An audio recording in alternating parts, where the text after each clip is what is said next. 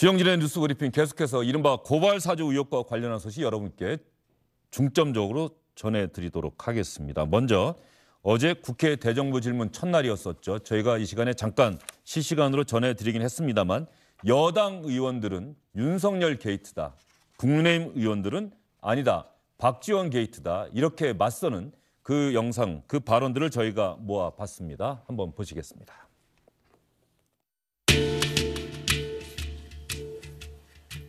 몸통으로 의심받는 윤석열 후보는 제보자의 전력을 들먹이며 겁박하더니 이제는 허무맹랑한 국정원장 개입설을 퍼뜨리며 물타기를 시도하고 있습니다. 8월 11일 날 박지원 원장을 만났는데 그 전후에서 계속해서 캡처를 합니다. 이건 결국 뭐냐? 박지원 원장 만남 전후에서 중요한 자료들이 집중적으로 오고 갔고 박지원 원장의 그런 코치가 있었다라는 반증으로 보이는데 우리 헌정사에서 검찰총장과 측근 검사가 야당과 내통하여 자신들에게 비판적인 여권 인사를 고발토록 했다는 이런 해괴한 의혹은 듣도 보도 못한 처음 있는 일입니다. 이런 의혹이 만약 사실로 드러날 경우 심각한 민주주의 파괴 행위며 초유의 검찰에 의한 국정농단, 국기문란 사건이라고 아니할 수 없습니다. 그리고 9월 1일은 이 일은 박 원장이 원한 날짜가 아니었다. 언급결에 진담이 나온 겁니다. 결국 박 전 원장이 뉴스버스 보도 사실을 최소한은 알고 있었다고 보이는데 어떻게 생각하십니까? 그 박지원 원장이 8월 11일에 식사비를 어느 카드로 결제했는지 이러한 그 공금 유형 여부에 대해서도 조사해야 된다고 생각하는데 이 부분은 밝혀야 된다는 말씀을 드리겠습니다. 자, 의원들 이야기를 여러분 들어보셨습니다만 참 어떻게 생각하십니까? 하나의 사안을 바라보는 시각이 이렇게 다릅니다.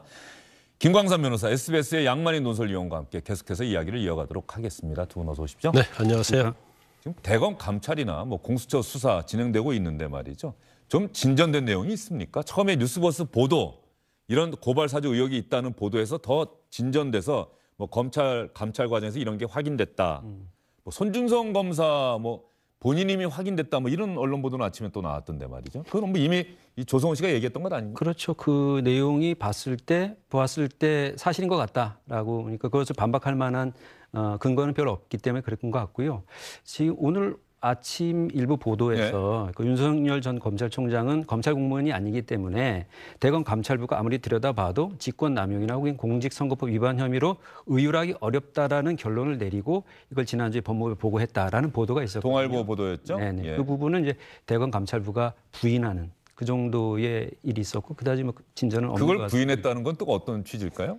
그러니까 감찰 진상조사는 이제 현직인 검찰 공무원을 대상으로 하는 것이기 때문에 윤석열 전 총장은 전직 공무원이기 때문에 대상이 아니다. 이런 원론적인 수준의 언급인 것 같습니다. 아, 손준성 검사만 들여다볼 뿐이다. 네네. 그런 얘기죠. 네네. 손준성 검사 손준성 보냄을 눌러보면은 프로필로 이렇게 연결되는데 그 프로필 사진이 그 뉴스버스 기자가 갖고 있었던 손준성 검사의 네. 프로필과 똑같고 사진도 똑같았다. 그렇죠. 어제 우리가 얘기했던 그거죠. 네네. 그래서 손준성 본인은 맞는 것 같다.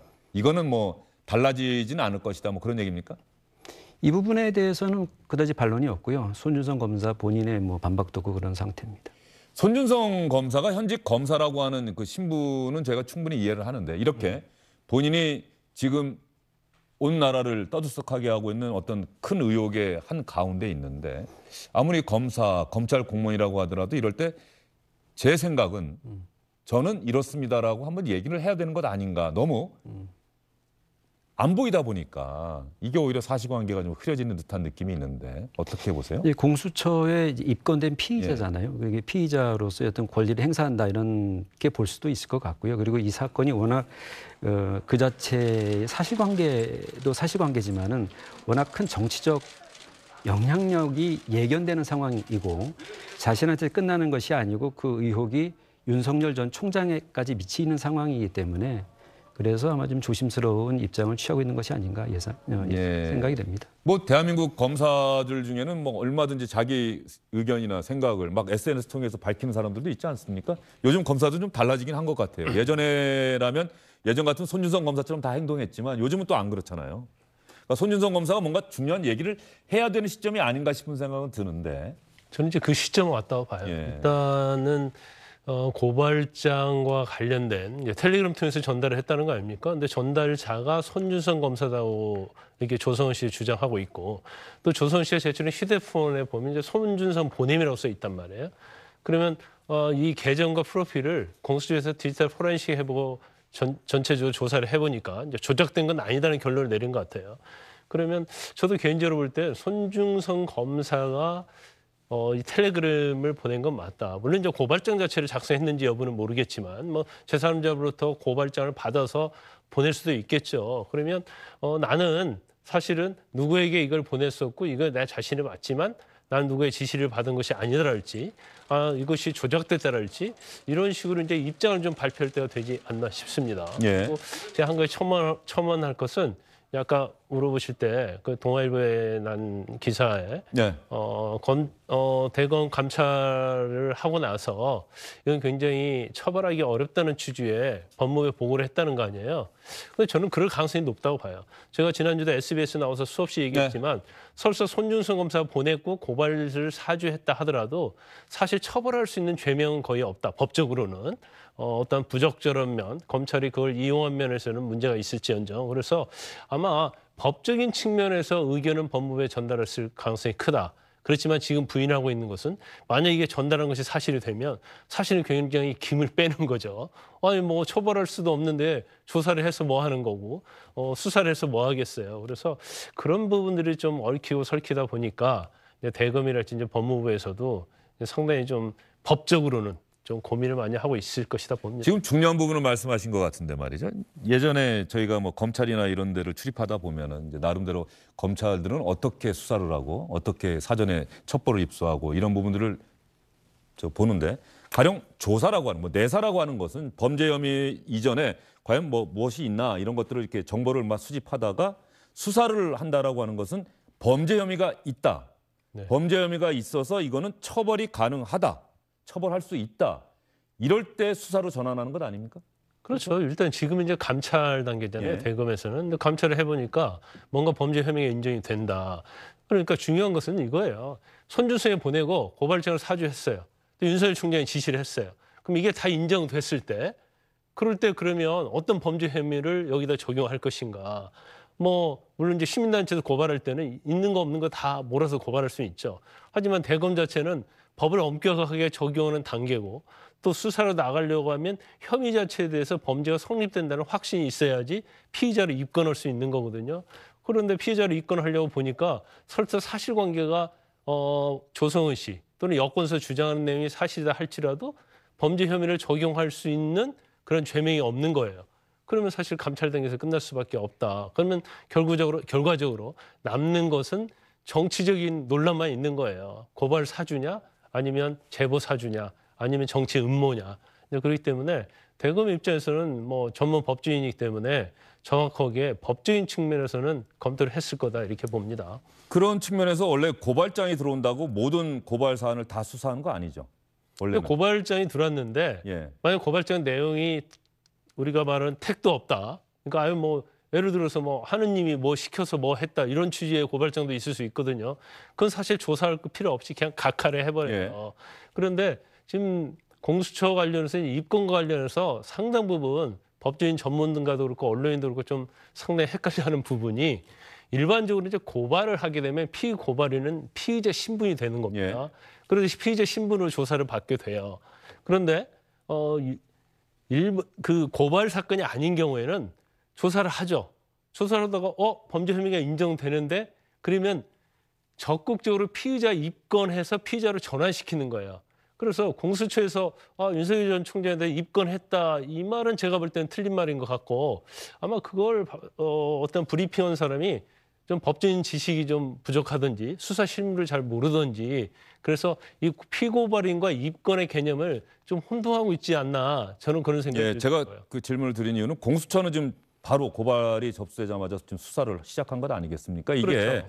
우리가 이렇게 수사를 하고 나서 압수수색하고 나서 살펴봤더니 범죄가 안 됩니다라고 얘기하려고 하는 건 아니잖아요. 제가 그 말씀을 드린 거예요. 공수처가 수사를 했다는 얘기는 고발장 내용을 보고 이 고발장의 내용이 범죄 혐의가 있고 처벌이 가능하다는 판단을 내렸기 때문에 수사를 한 거냐 아니면은 그냥 정치적으로 중요한 사안이니까 갑자기 빨리 한 거냐. 아니, 근데 그건 이렇게 봐야 돼요. 이제 고발 사건이 얼토당토 않으면 그 자리에서 각하를 하지만 조금이라도 범죄 혐의가 있을 가능성이 있다고 하면 조사를 해봐야지 혐의 의무를 가릴 거 아닙니까? 이제 그럴 때는 적극적인 수사에 들어가고 압수수색도 하고 뭐 영장 청구하고 그렇게 진행을 하죠. 여기서 공수처 고민이 있을 거예요.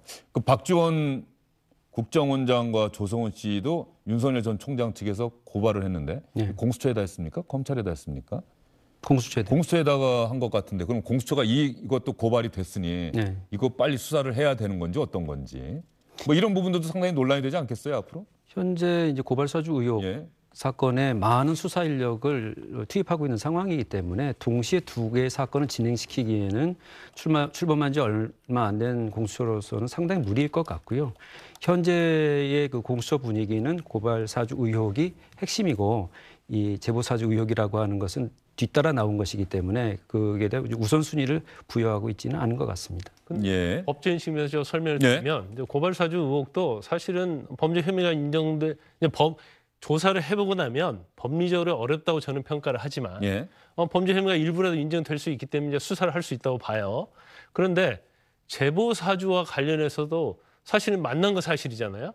그럼 만나서 어떤 논의를 했느냐. 사실 제보와 관련된 논의를 했다고 한다면 이건 국정원법 위반이랄지 공직선거법 위반이 될 수 있거든요. 그래서 조사를 해봐야지 혐의 의무를 가릴 수가 있어요. 그러면 결과적으로 공수처도 고발장의 내용에 따라서 수사를 반드시 할 수밖에 없다고 봐요. 단지 예. 수사 시점이 고발 사주 의혹과 같이 재빠르게 하느냐 아니면 시간을 좀 상당히 늦춰서 하느냐 그 타이밍에 관한 문제만 있다고 봅니다. 그러니까 결과적으로 제가 이 질문이 좀 중요하다고 생각하는 이유 중에 하나가 공수처는 아마도 공수처가 탄생하고 나서 공수처의 앞으로 명운을 건 수사가 될 수밖에 없지 않겠습니까? 이게 네, 그렇죠. 이 수사가 사실관계를 명확하게 가려내지 않는 한 조사해봤더니 별거 아닙니다라고 얘기를 하든가 그러는 공수처나 또 아니면 조사해봤더니 이렇습니다라고 해서 윤석열 전 총장 연루 의혹이 사실로 드러났습니다라고 얘기하든가 근거에 의해서 증거에 의해서 그 어느 쪽이든 간에 공수처는 정말 공수처 조직의 명운을 걸고 수사를 할 수밖에 없는 상황이 돼버렸다. 네. 이렇게 중대한 사안이라고 한다면 박 전 원장에 대한 고발건도 이걸 정치적 대응일 뿐 그런 정치적 수사는 우리는 하지 않습니다라고 얘기하기가 힘든 상황이 돼버리지 않았느냐 이런 말씀인 거죠. 공수처가 그 고발 사주 의혹 사건에 대해서 대단히 발빠르게 적극적인 자세를 취한 것 때문에 더더욱 그 새로 제기된 의혹에 대한 입장이 좀 주목받을 것 같은데요. 왜냐하면 지금 그 최초 제기된 의혹을 뒷받침할 만한 객관적인 물증이나 증언 증거가 뚜렷한 상황은 아닌 거거든요. 그렇죠. 그러니까 압수수색이 나섰던 그래서 이제 김웅 의원에 대한 압수수색까지 나섰는데 이 설명을 하는 과정에서 보면 이 사건이 대단히 그 국민적 관심을 불러일으켰기 때문에 뭐 이런 얘기도 있었고 또 하나는 압수수색 영장 내부에 보면은 제3의 검사라고 하는 표현이 등장하거든요. 그렇죠. 그러니까 손준성 검사가 아닌 제3의 검사가 있을 것이다라고 가정을 놓고 있어요. 그래서 그 기자들이 확인한 거냐라고 당연히 질문하겠죠. 그러니까 누군가한테 시켜서 혹은 누군가한테 받아서 전달했다는 것이냐 하는데 그런 증거는 없다. 다만 범죄 혐의를 구성하기 위해서 그런 제3의 검사라고 하는 성명불상자를 넣었다는 것이거든요. 저는 이게 그 법리적으로 타당한지에 대해서는 정확한 지식은 없습니다만은 결국은 이게 이제 수사 의지의 문제로 해석이 되는 것이거든요. 그렇기 때문에 전자의 사건에 대해서는 대단한 수사 의지를 보였다고 한다면 후자도 마찬가지의 수사 의지를 보여야 되는 것 아니냐라는 요구에 직면할 수밖에 없는 그런 상황인 것이죠. 예, 알겠습니다. 그러면 이 사안에 대해서 정부는 국무총리 김부겸 국무총리는 어떤 생각을 갖고 있는지. 근데 총리의 답변도 대단히 제한적일 수밖에 없습니다. 여당 의원이 질문하는 내용에 대해서는 사실이라면이라고 하는 전제를 깔고 있는데 말이죠. 민병덕 민주당 의원과 김부겸 총리의 답변 한번 들어보겠습니다. 만약에 검찰개혁을 주장하는 정치인들에 대해서 총선 직전에 기획 고발을 하려 했다면 이거는 검찰발 총선 개입 검풍 사건이라고 할 수 없습니까? 이 사실이라면 그건 있을 수 없는 일이죠. 예. 검찰의 속성상 지휘책임자가 모를 수가 없고 만약에 몰랐다면 책임을 물어야 하는 그런 국기문란에 대해서 총리님 어떻게 생각하십니까? 이게 뭐 가정으로라도 말씀드리기가 정말 조심스럽습니다만은 만약에 지금 이게 만약에 사실이라면 이거는 국가 조직으로서 있을 수가 없는 일이고 특히 또 공무원으로서 이런 대놓고 소위 정치 개입 행위가 되는 건데 이건 공무원으로서는 이건 중대한 범죄 행위가 되는 거겠죠. 가정으로라도 말씀드리기가 정말 조심스럽습니다만 이게 만약에 사실이라면 중대한 범죄 행위가 되는 거겠죠라고 김부겸 총리도 고발사주 의혹과 관련한 자신의 생각을 밝혔습니다. 뉴스 속보 자막이 하나 나가고 있네요. 문재인 대통령이 감사원장 후보에 최재해 전 감사위원을 지명했다는 뉴스 속보가 나가고 있습니다. 최재형 전 감사원장과 이름이 비슷하네요. 예. 최재해 전 감사위원, 성균관대 행정학과를 졸업했고요. 행정고시 28회, 충무처, 내무부, 서울시, 인천시에서 공직 생활을 하고 1989년부터는 줄곧 감사원에 몸담아 왔다고 합니다. 최재형 전 감사원장이 사퇴한 후 78일 만에 후임 감사원장 후보자를 문재인 대통령이 인선했다는 뉴스 속보 여러분께 전해드렸습니다. 자, 그러면 야당 의원들의 주장에 김부겸 총리가 어떤 얘기를 하고 있는지, 박지원 국정원장 이번 제보 사주한 것 아니냐 이런 의심을 갖고 야당 의원이 질문을 했는데 김부겸 총리는 어떻게 답변했을까요? 이 SBS 인터뷰에서 조성은 씨가 박지원 국정원장의 관계 그리고 뉴스버스의 보도에 박지원 원장이 개입했음을 은연중에 실토한 것이라고 보이는데 어떻습니까? 지금 제가 알기로는 뭐 국정원장께서 뭐 그런 일에 관여할 그런 상황은 아니라고 생각합니다. 그럼 이 고발 사주 의혹 사건의 핵심이 뭡니까? 김웅 의원과 손중성 검사 사이에 이 고발장 관련 자료를 전달했는지 여부인가요? 아니면은 손준성 검사에 대해서 윤석열 총장이 지시 개입 또 보고를 받았다는지 여부입니까? 어느 거라고 생각하십니까?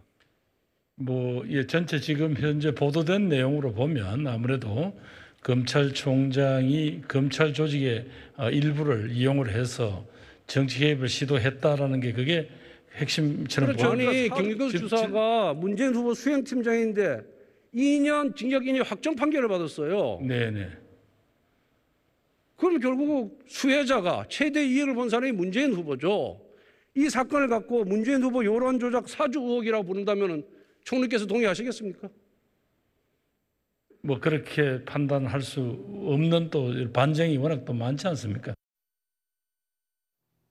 예, 권성동 의원의 질문에 김부겸 총리는 또 동의하지 않는 듯한 태도를 보였는데 말이죠. 국민의힘 쪽에서는 박지원 국정원장과 조성은 씨가 만났다. 그 전날 조성은 씨가 100여 건을 다운로드 받았다. 네. 이게 뭐냐? 뭐 이렇게 또 문제 제기하고 있는 거죠? 그렇습니다. 그 텔레그램 메시지는 이제 서버에 보관돼 있잖아요. 이거를 이제 내려받아 가지고 그걸 보관하고 있었는데 날짜를 보니까 8월 10일, 12일 이렇다는 거죠. 8월 10일 밤 늦게.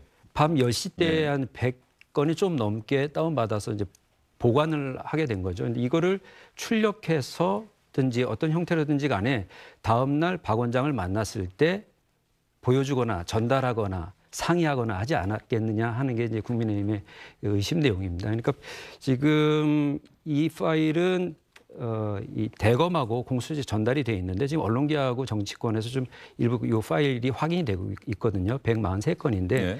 이런 그 전날에 이런 일이 있었다고 한다면 다음 날 만났을 당연히 상의하지 않았겠느냐 하는 것이 국민의힘의 제기 내용입니다. 그러나 박지원 원장과 조성은 씨는 일체 이것과 관련한 이야기는 없었다. 이렇게 언론에 밝히고 네, 있는 거죠. 그런 것이죠. 예, 알겠습니다. 계속해서 뭔가 궁금한 건 생기는데 당사자들은 아니라고 이야기를 하고 있고 제3자 있었다고 윤석열 전 총장 측은 얘기하고 있는데 제3자 없었다. 단둘이 만났다.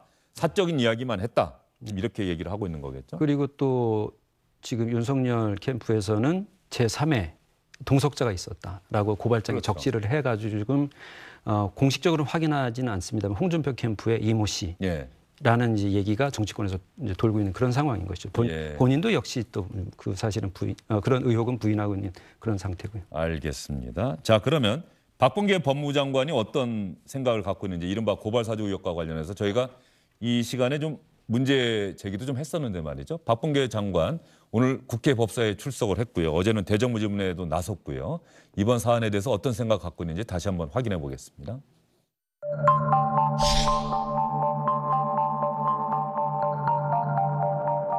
인사를 고려했었습니다. 그런데 총장의 뜻으로 유임의 뜻이 뭐 제가 직접 받은 건 아닙니다만 그렇게 전달된 것으로 기억합니다. 전임 총장과 손준성 검사와의 관계는 매우 특별한 관계였습니다.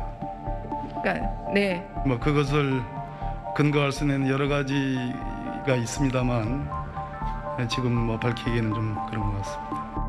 사건 자체가 매우 이례적입니다. 이 사건 고발 사주 의혹의 핵심이 현재 법무부 장관이 지휘하는 검찰 내, 특히 대검 내 수사정보정책관실을 가리키고 있습니다. 야권의 유력 대선 주자였고 직전 검찰총장이었던 과거 문무일 검찰총장 시대에 없어졌던 구습이 다시 부활한 거 아니냐라는 그러한 의혹을 갖고 있습니다. 그렇기 때문에 윤석열 전 검찰총장이 어떤 기능을, 어떠한 역할을 했는지는 규명해야 될 지점이라는 것이 제 생각입니다. 박범계 법무장관 생각은 분명해요. 뉴스버스 보도가 사실일 가능성이 대단히 크다. 그 뭐 박범계 장관은 이제 여권 정치인이면서 장관 아닙니까? 그러면 어떻게든지 아무튼 이 사건 자체는 이제 고발 사주 의혹, 특히 윤석열 전 총장과 상당히 대립각을 일부분 있었기 때문에 본인 입장은 뭐 머릿속에 명쾌하게 정리가 되는 것처럼 보여요. 그런데 제가 이거 하나 좀 짚고 싶어요. 일단 손준성 검사와 윤석열 전 총장의 관계가 어떤 관계냐. 그럼 여권에서 공격하는 것은 둘이 굉장히 말기컨 관계이기 때문에 손준성 검사가 윤석열 총장의 지시를 받아가지고 고발장을 전달했다. 이게 여권에서 주장하는 거고. 그다음에 추미애 장관은 어떤 얘기를 하고 있냐면 지난해 8월 인사 때 윤석열 총장이 유임을 적극적으로 요청을 해서 유임을 한 것이라는 취지로 얘기를 하고 있잖아요. 그런데 사실 작년 8월 인사는 중요하지 않아요. 그 전에 있던 게 2월 인사였거든요.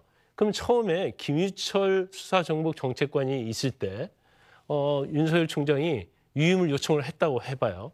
그런데 유임이 안 됐어요. 추미애 장관 유임 안 시켜주고. 그다음에 지금 손준성 검사를 그 자리에다가 앉혔단 말이에요. 그 전임자가 뭐 원주지청장인가 제가 한번 인사봤더니 그렇게 발령이 났더라고요. 그러면 2월 달에 부임을 받아서 대검에 왔단 말이에요. 그런데 윤석열 총장은 아무 관계가 없는데 이 사건 자체가 고발장이 만약에 전달된 게 사실이라고 하면 그게 4월 3일과 4월 8일 아닙니까? 그러면 4월 3일에 전달하려고 하면 이미 3월 달에 지시가 있어야 돼요. 그러면 손준성 검사하고 윤석열 전 총장의 관계가 한 달만 이렇게 가까워지고 더구나 이 고발장을 작성해서 야당에 전달하는 것은 엄청난 일 아닙니까? 근데 윤석열 총장이 손준성 검사를 뭘 믿어가지고 한 달 만에 이런 걸 작성해서 김문 검사에 전달하라고 시킬 수 있느냐.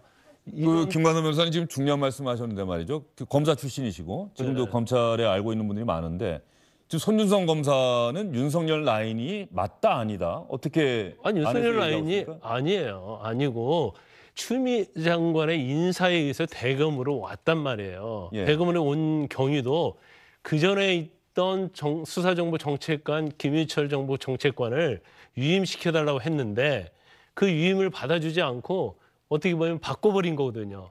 그러면 윤석열 전 총장 입장에서는 불신할 거 아닙니까? 그러면 가까이 할 수가 없죠. 같이 정보를 공유할 수가 없어요. 그런데 이제 부임한 지 한 달 남짓 됐는데 고발장 작성해서 야당에 전달해 주라고 그렇게 지시할 수 있겠어요? 제가 볼 때는 저도 처음에는 손준성이 누구하고 친하냐? 대검에 있으니까 윤석열 전 총장하고 친하겠구나.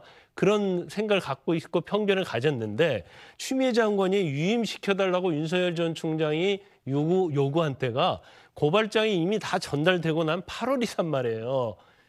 그러면 이렇게 사실 8월에서 유임하느냐 유임하지 않느냐는 아무런 의미가 없다는 거죠.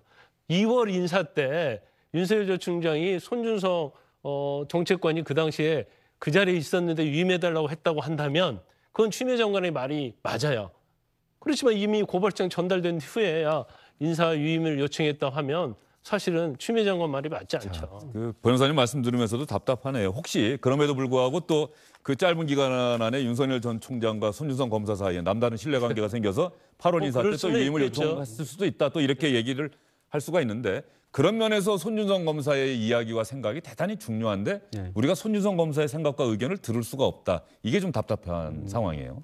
지금 변호사님 말씀도 상당히 일리가 있는데요. 그런데 그럼에도 불구하고 작년 8월에 다시 인사를 하려고 할 때 윤석열 당시 총장이 반대했다는 것을 보면 수사정보 정책관이라고 하는 것은 그 대검에서 범죄 정보를 수집하는 눈과 귀에 해당하는 그런 기관이기 때문에 같이 지내는 과정에서 상당한 신뢰가 형성돼 있을 수 있습니다. 그렇기 때문에 말씀하신 대로 2월과 4월이라고 하는 기간이 너무 짧기는 하지만 근데 그리고 또 윤석열 라인이라고 불렸던 인사는 아닌 것으로 알고 있습니다. 그런데 말씀하신 대로 이 과정이 어떻게 됐는지에 대해서는 결국은 손준성 검사가 좀 수사에 임하고 자기 입장을 좀 밝히는 것이 중요하겠죠. 네, 이 고발 사주 의혹을 여러분께 전해드리면서 좀 그런 생각이 있습니다. 아주 오래전이긴 합니다만 1997년 대선 전에 김대중 전 대통령의 20억 원 비자금 수수 의혹이 제기가 됐었습니다. 그 당시에 김태정 검찰총장은 제 기억에 여당과 야당 의원들의 질문에 똑같이 대답을 했어요. 면밀하게 검토한 후 신중하게 결정하겠습니다. 수사를 안 하겠다는 얘기를 하지 않으면서도 면밀하게 검토한 후 신중하게 결정하겠습니다. 물론 그런 검찰의 태도도 대선에 영향을 미쳤을 수가 있겠죠. 결국 그 대선에서 김대중 전 대통령이 당선이 됩니다. 그다음에 또 법무부 장관에 인선되기도 했었고요. 이번에 검찰과 공수처는 뉴스버스의 보도가 나온 이후에 신속하게 감찰과 수사에 착수를 했습니다. 그 선택은 이미 이 수사와 감찰의 결과가 대선 정국에 영향을 미친다는 걸 알면서 한 선택이겠죠. 그렇다고 한다면 그 사실관계와 진상을 명백하게 명확하게 국민들에게 제시해야 할 책무를 검찰과 공수처가 지고 있다. 이렇게 말씀드리는 게 맞지 않을까 싶습니다. 오늘은 여기까지 듣도록 하겠습니다. 두 분 수고 많으셨어요. 주영진의 뉴스 브리핑 오늘은 여기서 인사를 드리도록 하겠습니다. 내일 다시 찾아뵙겠습니다. 고맙습니다.